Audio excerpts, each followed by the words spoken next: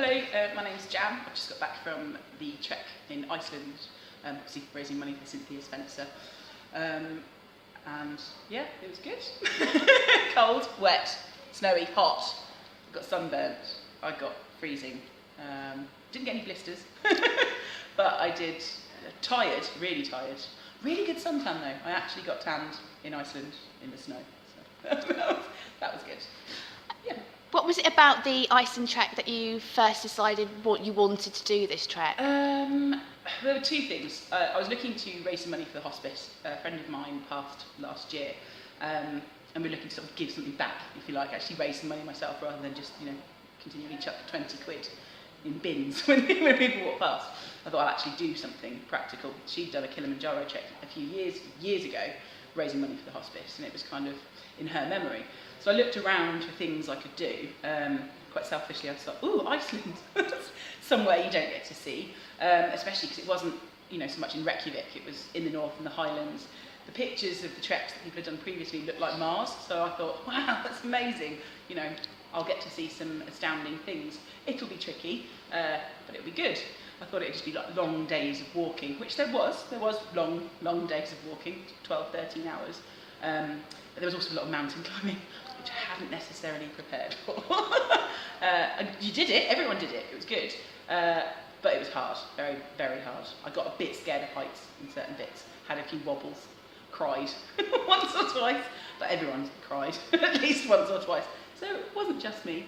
But yeah, no, really, really, really good. Glad I did it. The things you see, you don't see in Iceland normally. I mean, you've got, your Blue Lagoons, and you get to see, if you go on the Golden Circle tours, you see waterfalls and bits of Iceland that are fairly close to Reykjavik that are sort of touristy, but where we were, you don't see anybody. You're right in the north, there's no electricity. There's hot water, because it runs off the springs on the volcanoes, but you're camping, and you're outside all of the time in almost 24-hour daylight, which is a little bit creepy.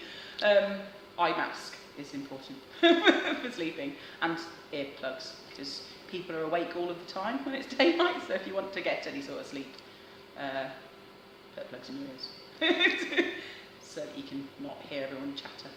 But yeah, Iceland, really, really good. I will go back actually. I'm trying to convince my boyfriend to come with me for fun to that part of the world. I don't think he'll do it. He's not really up for climbing up volcanoes and everything smelling of sulphur.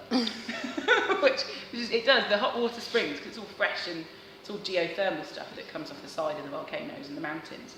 This is the stench of sulphur everywhere. You kind of get used to it, and then the water is amazing. And when you come back and you have normal water, you're like, this tastes rubbish. I want volcano water from the side of hills. It does taste really fresh and clean. Yeah, Iceland, it's good. What did you gain from doing the trek? Was there anything that you gained out of it? Yeah, you sort of learn that, you're quite quick to do something and decide, can't be bothered, or I can't do this, and then you give up and you put things away. But when you're stuck sort of 3,000 feet up a mountain and you've got 30 kilometres one way to get back down the mountain, or 30 kilometres another way to get down the mountain, you kind of learn that things aren't as hard as you think they're going to be, or that you can do stuff. So you end up with like a confidence and a courage, knowing that you can do things, like you can take stuff on and you can get through them. And when you're miles away from normal life, you sort of begin to question the things that are important, or you sort of look at stuff and realise that actually there's way more stuff out there, and you get sort of philosophical and deep and start to question everything about your life and everybody else's life, and contemplate the reason of being. I don't know, a little bit of philosophy.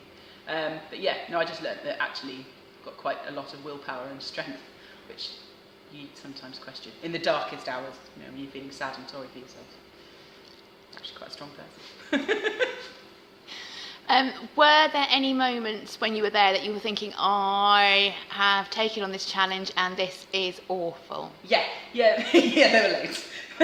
There were a couple of bits, because there was a large group of us that were in Iceland. There's about 27 trekkers, and there's a crew of about 4 or 5 people. But you end up quite spread out, so you could be walking for hours, not seeing anybody in front of you or not seeing anybody behind you.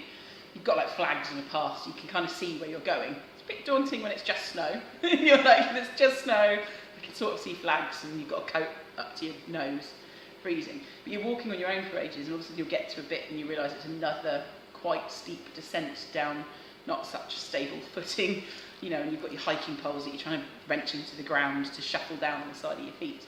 And I did have a couple of like toddler tantrums on my own, where I stood there and sort of shouted and sweared and was like, I'm not doing this anymore, it's absolutely awful, I hate it. And then you sort of laugh at yourself, pull yourself together and go, yeah, you can do it, and you have to. So just get down the hill. And then you do, and then you have another cry again, but not because you're having a tantrum, but because you're really proud that you managed to do something else that you told yourself you weren't able to do. And it's just having that, it's having a choice, because I chose to do it, and it was my challenge. And it was a challenge, a mental challenge more than, I mean, it was physical, but it was more about your mental strength of getting through it and knowing that you can. And the weather being horrendous for long periods of time.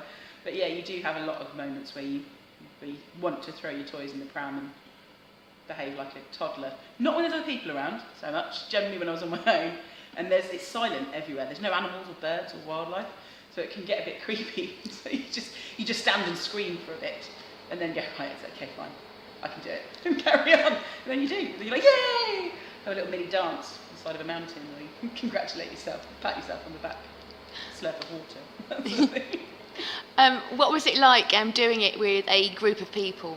Was it? It was really, really good. The majority of people on the trek didn't know anybody when they got there. There were a couple of groups that had done them in sort of larger packs, if you like, for their particular charities. But even then, nobody kept themselves to themselves. You kind of, within the first, by the time we got to the camp on the first day, and it was, a 4-hour drive from the airport. I mean, even at the airport, everyone sort of stands and chats. They put their charity T-shirts on, so you can recognise everyone who's going to be on the trek. You meet some really interesting people. I mean, I think there's a certain... We were quite smug about how lovely everyone was on the group, but it was sort of the general consensus that people who were doing that sort of challenge for charity, probably just nicer people than the rest of the world. No, we're brilliant and everyone else is rubbish. No, everyone's quite friendly. So, I've got like 20-something new Facebook friends, so that's quite exciting. There's quite a lot of them actually that want to do another trek together next year. I didn't want to do the trek that they wanted to go on there, so organised my own, going on my own one. But it's nice. You do meet some really interesting people, and everybody works together to get through bits. Everybody has wobbles. You can't, it would take an astounding person to do all of it in their stride. Even the fittest, strongest, seasoned trekkers have moments where they, want to have a little bit of a cry and think it's a struggle. But the good thing about the group is that everybody works with each other to get everyone through the difficult bits. So if you're feeling hard, you've got a hug from someone going like, you can do this, remember why you're doing it. And everyone keeps the sort of,